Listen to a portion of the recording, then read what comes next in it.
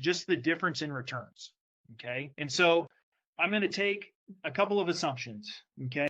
And we could argue whether or not the 1% rule is still a rule or not in today's interest environment, all those type of things. But I'm going to make some assumptions here. Okay.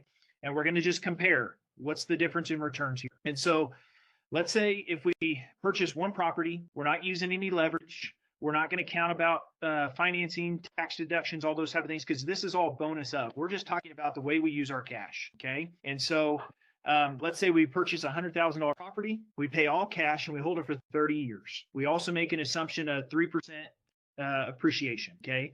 So at the end of 30 years, our $100,000 house that we bought today is going to be worth $242,000 and some change. Okay. And then if we're bringing in the 1% rule, $1,000 monthly rent. Okay. That's $12,000 a year in rent that we're making, or we're going to earn $360K over the 30 years. So let's just kind of look at this. So for a lot of you, especially if you guys are real estate long-term holders or flippers, whatever it may be, you guys are setting a certain amount, at least I hope you are, a certain amount of your profits to put back into the business, invest back into the business to make this thing grow exponentially. Okay. So as we're looking at this, let's say we have $45,000 a year to invest into our business, and we're going to use that money to purchase more and more properties. And so over 7 years, we've saved a total of $315,000. Now, with that time, after 3 years, you're able to borrow $100K and pay cash for this investment property. The remaining amount we're going to put into a savings account. Okay.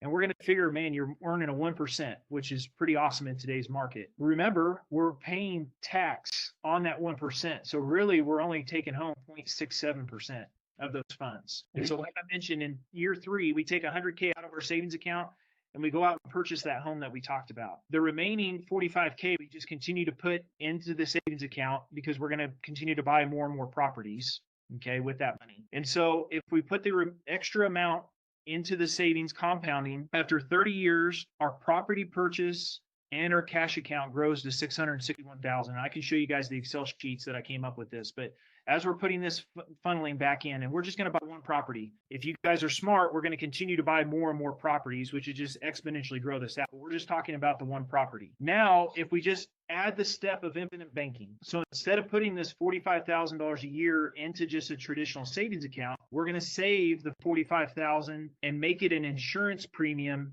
into an insurance policy. So all we're doing is adding the one step. So we're saving $45,000 a year in a whole life policy and creating a whole life policy. So if we do that, we're still investing the same $315K over 7 years. The thing is here, and I'm always extremely conservative when I share these numbers, is at 3.8%. That's being extremely conservative because that's the guaranteed growth that you would get on your cash for the next 30 years. Last year, the lowest insurance policy that I have on myself, the dividend payout, was 5.2%, and that's tax-free, 5.2% that I grew my cash. So there's nowhere else that I know of that you can grow that kind of cash, even with CDs being, astronomical what they are right now. You're still paying tax on that interest. 5.2% last year, tax-free. So now in year 3, instead of pulling from our savings account, we're going to pull from our